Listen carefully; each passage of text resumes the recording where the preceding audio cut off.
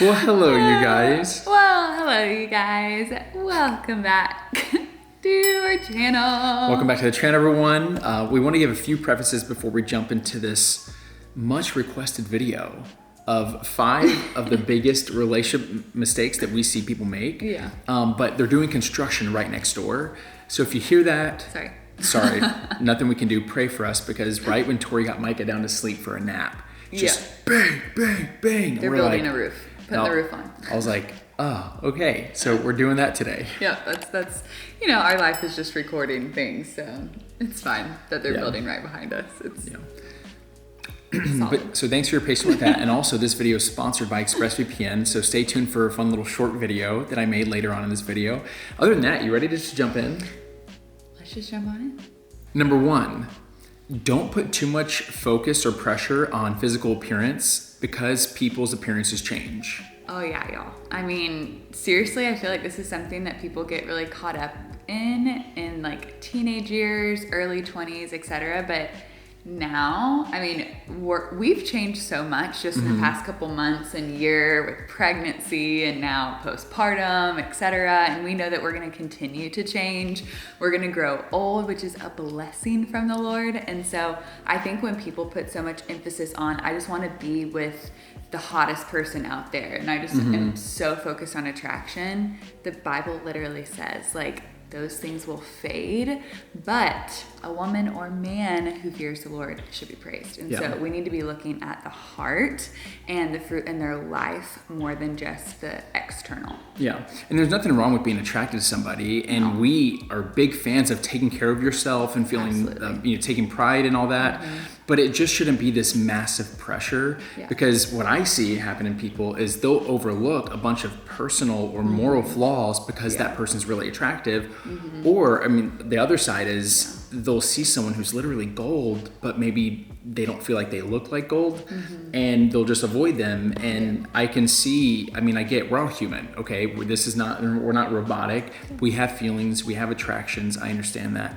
But it's important to know that looks fade. Like, I'm getting so many gray hairs in my beard. My neck is breaking out the Timbuktu right now. I put on weight during her pregnancy. Like, my body's changed. And if Tori was only with me because of the way I looked whenever we were getting married, well, bad news, because I don't look like that anymore. I'm not any less attracted to you. It's like just when you're breaking out, because I'm breaking out all the time. I think that's probably the biggest point, is that the more you're in a committed, intimate relationship, what you're attracted to actually changes just from physical appearance to so much more. That at all, But so I would just encourage you to not put too much pressure on it. It's okay to take pride in it and all that, but just don't like stress yourself out with it. Don't make it an idol. Okay, second is, don't mistake love for infatuation, for lust, or for a lack of like loneliness. We see this a lot. Yeah, this is a big one. I'm guilty of all 3 of these.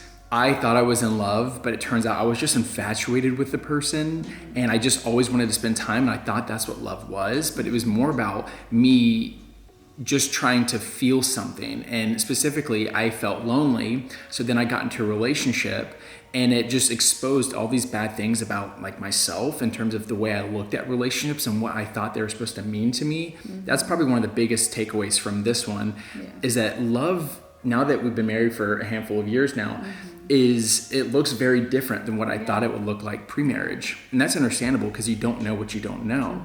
But I did notice that the way society portrays it in movies and media, it's all about like lustful love. It's all that. I mean, and don't get me wrong, there's a good part of that physical stuff, right?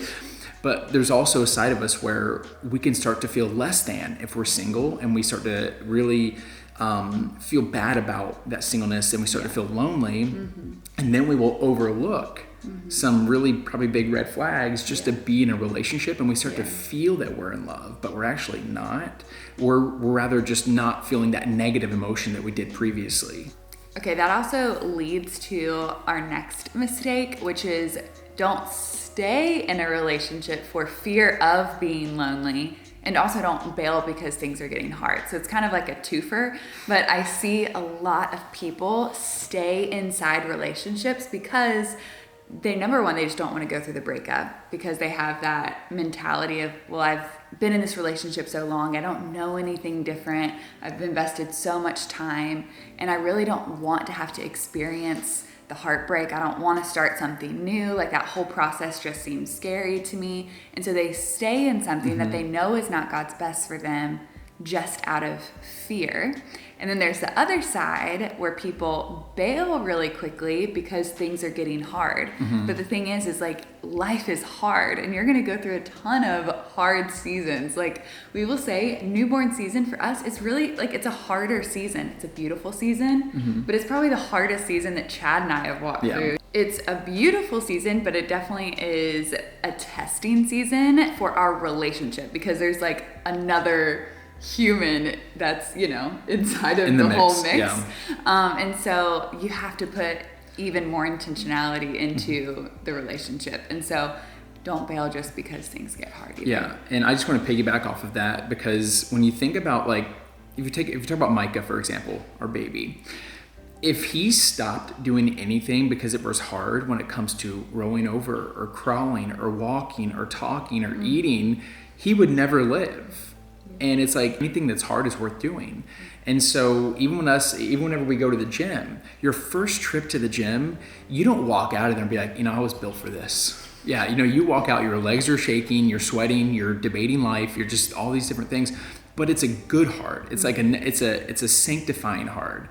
And so there are certain seasons in your relationships where it's like, you're actually going to need that strength and that communication and conflict management that you're going to build in this season that's going to help you in the next. But if you're just focused on every other option that you think is available, like Tori and I were talking about this the other day, you've heard the quote before, and I really want you to sit in it if you need to, but it's like, the grass is not greener on the other side. The grass is greener where you water it. It's easy for us to be in a fight and look out and be like, well, that's kind of nice. Like, dang, like, things would be easier, you know, like, it's easy to do that. But that's not actually true, because I've been in different relationships and they had their hardships, and in our relationship, we've had hardships. But what you have to choose to do is invest in this relationship and water it and spend time cultivating it. And that's how you really, I don't want to say make it work, but it requires you to work at something. And honestly, it's so fulfilling. I just want to preface that this is an encouragement. This is not to scare you off. I have never felt more fulfilled than I do as a parent. And it's the hardest thing I've ever done. But I feel so proud whenever I can get him to calm down, or I see him smile. Like, I feel so proud and I feel good. And it's the same thing in marriage. It's like, you need to have good communication and conflict management. And so when things are hard, don't be afraid to say, hey, let's talk about this a little bit. You know, you don't want to just get on Instagram or TikTok or whatever and just be like, oh, maybe this person. That's not going to lead to healthy relationships. That's going to carry these relationship issues into a new relationship.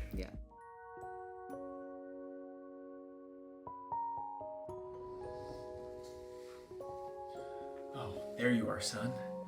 You know, I've been doing some thinking, and I think it's time that you and I had the talk. You know, the talk about protection. And I know you may be thinking, Dad, I'm too young, goo gago this. But let me just tell you something. It's better to have it and not need it than to need it and not have it. That's what my dad told me, and that's what his dad told him. You see, son, the world's becoming more and more crazy every minute, every second even. And I know it may seem old-fashioned, but I just want to make sure that you value protection the same way my generation does. But the type of protection that you need is actually a little different. The type of protection that you need is ExpressVPN. You see, a VPN stands for Virtual Private Network, and in layman's terms, what it does is it creates this encrypted tunnel between your device and the internet. Well, why would you need that, buddy? Well, the thing is internet service providers are actually allowed to track everything you do online, and hackers want to steal that data from you. And let me just put it in terms that maybe you'll understand. Do you close the door when you go to the bathroom? Oh, you're still in diapers? Oh, just stick with me on this. Do you close the door when you go to the bathroom? You do. Well, why is that? Because if you don't close the door, then anyone can witness what kind of business you have going on in there. And it's the same way whenever you use the internet without a VPN. You're basically using the toilet without the door closed. But But when you download ExpressVPN and you click that one button that says connect, it's like you're closing the door, locking it, and hiding the key so that no one can track what you're doing online. That includes your personal information, your credit card stuff, what you're searching for, the little ointment that you need for down there. That way no one can make fun of you for that, buddy. But the best part is that's not the only thing that ExpressVPN does. You say, there may come a day where you love the same shows that Daddy does. Friends, Parks and Rec, The Office. But the trick is here in the United States, they're not available on Netflix, but they are available in the UK or Canada or Australia. So again, with the click of one button, you can connect to a server in another country and get access to your favorite shows. Yes, it sounds too good to be true, but it's not. It works so perfectly, it's so fast. We have it set up on all of our devices, on our phones, our iPads, our computers, and everything, and it's so easy to use, and it's also very affordable. But honestly, when it comes to price, you can't put a price on your peace of mind. Buddy, I'm glad we had this talk, and I just want you to know that you can ever talk to me about anything, right? You can talk to me about anything you ever need. Okay, bud? Micah? Hey, who are you talking to?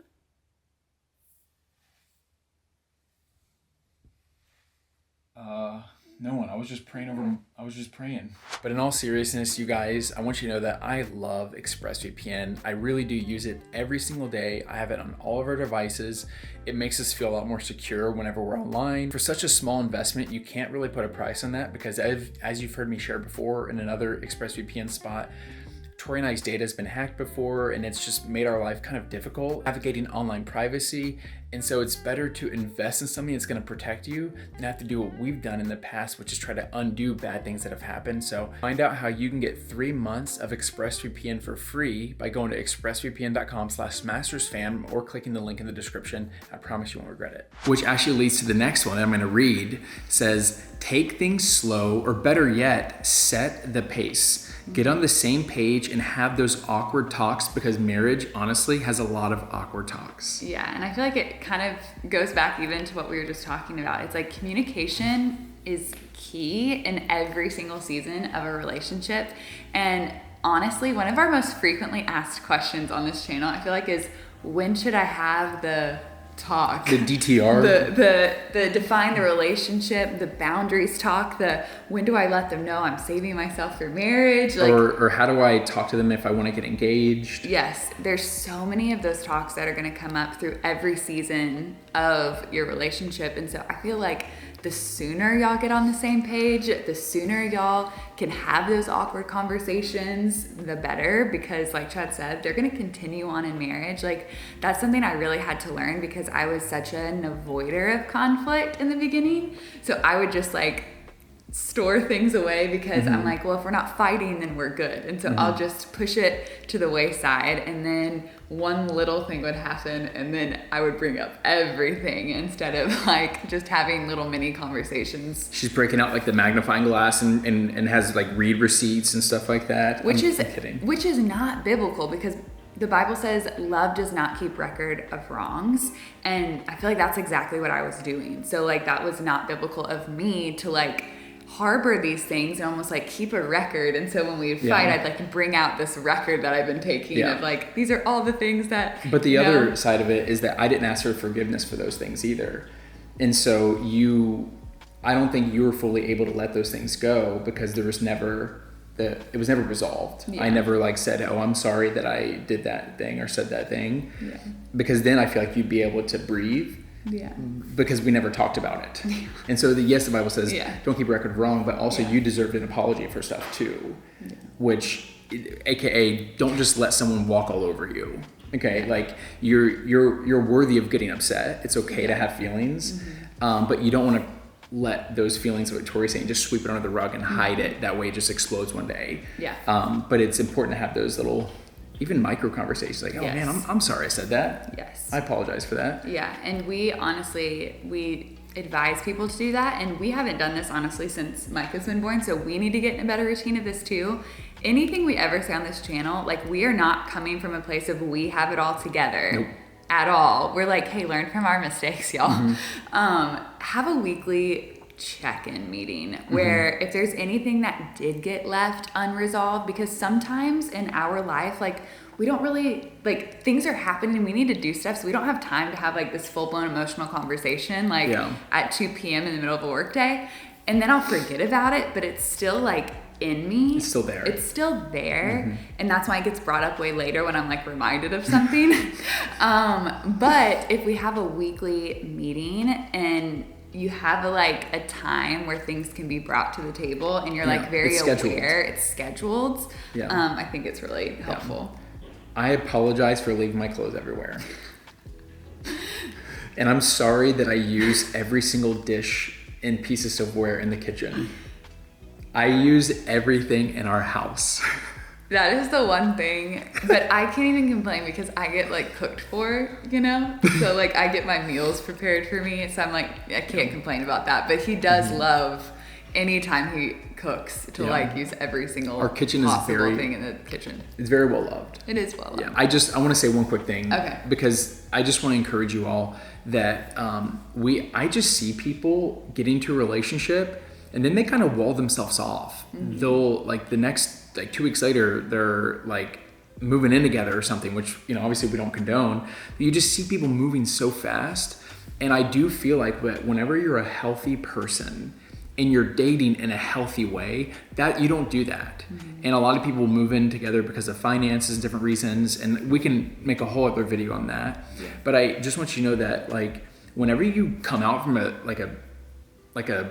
30,000 foot view, like if Micah, or if he were asking dating questions and he's like, Dad, do you think I should like move in with her? Like, I'm like, no, like absolutely not. Not like, if you don't need to do that, you don't need to move that fast. You can take your time, you can breathe, you can hang out in groups of people with that person. Like, if you feel this pressure to move things really fast, it's either, it can be a projection of like your desire to be in a relationship that's very deep, which I had that. That's why I probably moved so fast so early on, is like I wanted so deeply and I idolized marriage. I wanted to be in a married relationship. And the other side of it can be a projection of your loneliness, where you don't really maybe have great community. That's like where you're getting your cup filled from many different forms of community.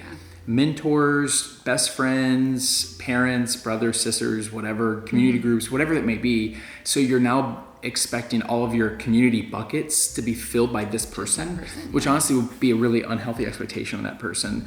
And so there's, you know, I mean, we got engaged. I mean, we know each other for like 5 years or whatever, but I'm not saying that you have to like say, oh, it has to be 3 years, it has to be 2 years. I'm just saying, don't let your insecurities be the reason you move faster. Be the driving force. Let your healthiness be the driving force to move faster. The peace. We always say, follow the peace. Last but not least, y'all, don't pretend to be married if you're not married. Don't just hang out, intentionally pursue each other, but don't like play house. We see a lot of couples doing this, and then they're wondering why the relationship isn't actually moving forward. It's not progressing. Or it's not progressing in the time that they like hoped that it would. And it's because, well, if you got married, what would actually change? You're living together, you have all the married benefits. Something I've shared so many times on this channel, in our Let's Talk About Sex series, etc., is ladies, don't give the man every single thing that you would do as a wife without actually the covenant, because it's pretty much like you're on an audition to be their wife. And if something is off, then you might not get the part. And then you're just living inside of that. And I think it's a really unhealthy stage to live in. And I've just seen it play out in so many relationships. And y'all, this goes beyond just Christianity. This goes beyond biblical rules, which are there because it leads to a fruitful life and it's actually for your betterment. But aside from that, statistically, like across the board, relationships thrive when things wait until marriage and there is the covenant behind it and the door is shut. We don't say the D word, the divorce word. And so if you are in a healthy marriage, that word is not being spoken of, and you know that the door is shut, it just leads to a lot more healthy relationship. And I think just to come from like a really encouraging side of you is you have your whole life to be married to that person, and marriage is awesome. But you also don't operate in a season that you're not currently in. Yeah. You know, it's kind of like, I don't know, this is a weird example, but if you're in high school and you're like worried about college stuff, it's like college stuff will worry about college stuff when you're in college, and then like your career stuff will get worried about whenever you're in your career, and your children's future will get handled out whenever you're, you know, it's like, don't keep stressing so deeply about the next season, and live presently in the season you're in. There's nothing wrong with not having sleepovers and missing each other and saying goodnight and then you leaving and going home or parting ways, whatever. There's nothing wrong with that. So really enjoy the season you're in. That's not a bad thing. And honestly, what we noticed in our relationship is the more we enjoyed that season where we did miss each other and we looked forward to the next season, it actually progressed a lot faster because then we started having those deeper conversations of like, hey, like, you know, do you have a timeline of like when you would like to take this to the next level, or would you like to have children, or what is your view on like this and that, whatever. We started having those conversations because we wanted this thing to, you know, get going and keep progressing. But again, it can really stall if you just start pretending to be a married couple when you're not a married couple. It can stall the relationship. And so, it's just some things to look out for. Just a few casual pieces of advice. Just a couple little things. Just a few. But when you were saying that, it just reminded me of Matthew 6:34 that says, therefore do not worry about tomorrow, for tomorrow will worry about itself. Each day has enough trouble of its own.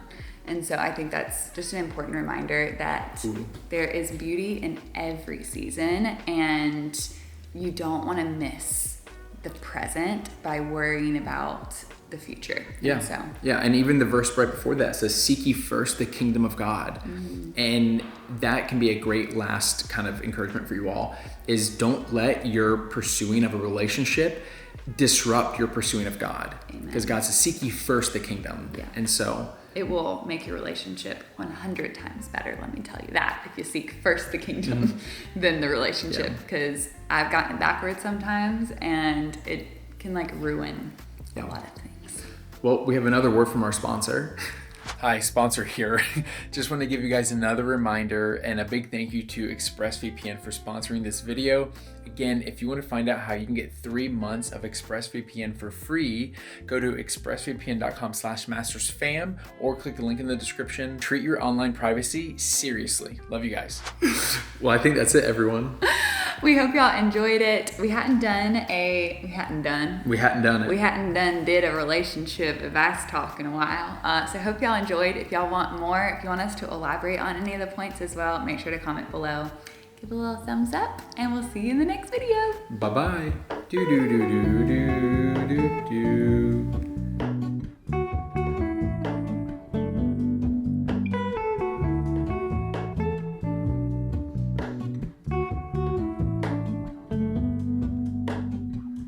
Hello.